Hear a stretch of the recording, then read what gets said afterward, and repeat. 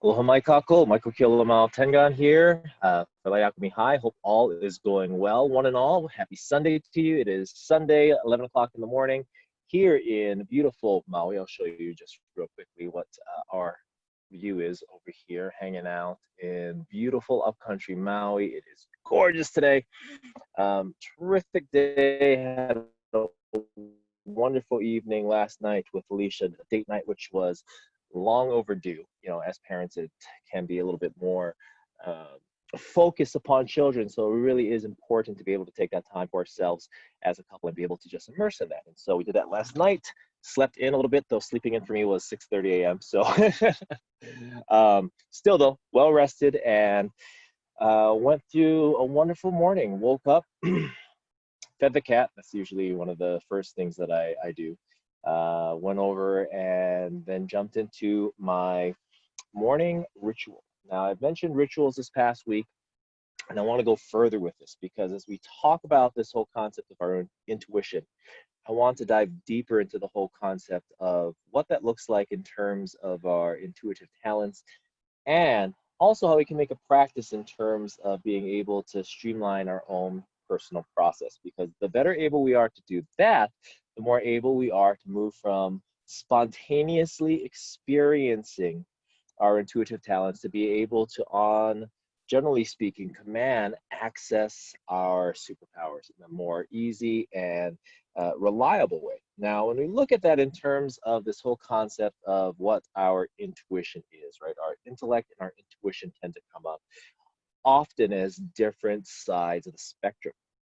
Now, if we look at our mind, right, we have our conscious, our subconscious, and our superconscious mind. Conscious mind is usually what we're operating. Look at is how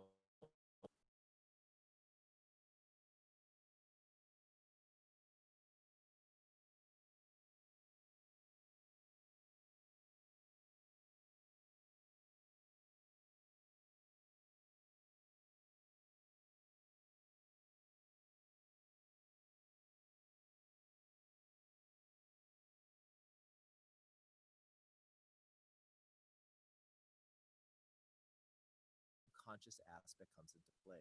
Kind of put differently, if we had, Freud talks about the conscious mind being the tip of the iceberg, right? If that tip of the iceberg is just like a little peak, right? We may perceive it as being monumentous. It's big and it's huge and it looks like ginormous.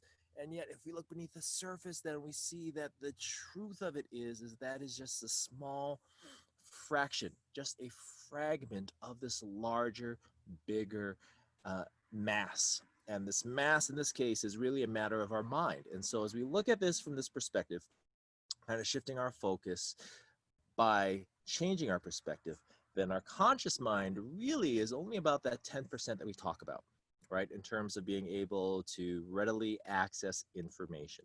Subconscious mind, much deeper when we start to dive, and especially when we deep dive into our mind, that's when we start to get into things in terms of like our own beliefs and our core values and these emotions and even more so these experiences. And as we go into this arena of the mind, it very much is something that helps us and has a direct influence in terms of how we perceive with our conscious mind. Now, the thing about it is that our super conscious mind is all pervading.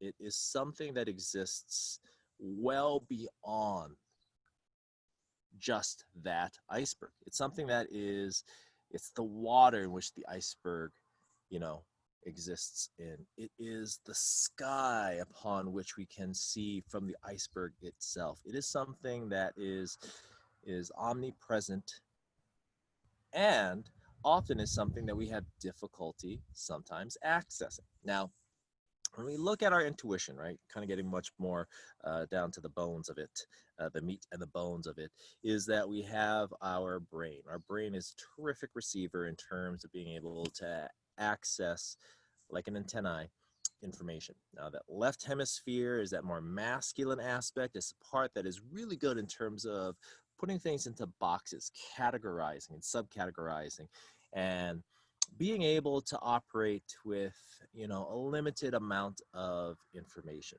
right? It's really good on fixed data, meaning things that's already pre-existing, that we're already familiar with, that we have context for. The right hemisphere is where new information comes into play, right? The feminine, that more open, creative, imaginative aspect of ourselves. And as we look at that in terms of being able to pull new information in, then to be integrated with our left hemisphere, it really is something that when we are in a coherent state, when both hemispheres are working synergistically together, then we're able to do so much more in terms of our daily experiences. I mean, we're much more open-minded, then we're usually less judgmental, and when we're less judgmental, then we usually have less expectations, and we're just more open to things as they are. Now, as I say that, that is a piece of it, right? It's the receiver. So the brain doesn't necessarily generate these these thoughts as much as it receives it.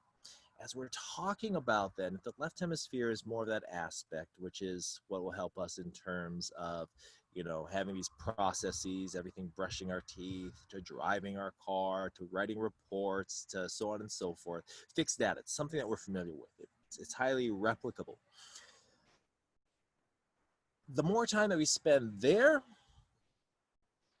the less accessible our intuition can sometimes be, because our intuition then, if it's on that creative feminine aspect of self, is that right hemisphere.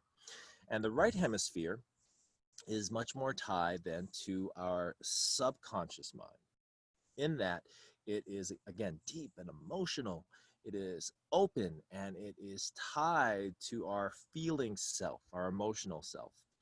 That empathic connection that we have is something that can have an effect absolutely on our conscious brain, the left hemisphere. And the more time, again, we dwell on the left hand side, the less accessibility we have to the right. Right? If I were, say, for example, exercising, and say, for example, I was doing, I don't know, squats, right? I was doing squats. So I was doing squats again and again and again. So I'm pretty good at squats, right?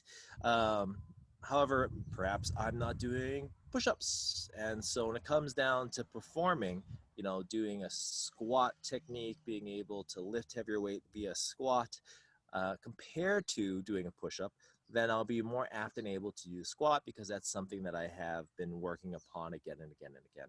Now, in this case, that's more of that left hemisphere, because we wake up into the morning and automatically we tend to shift into our routine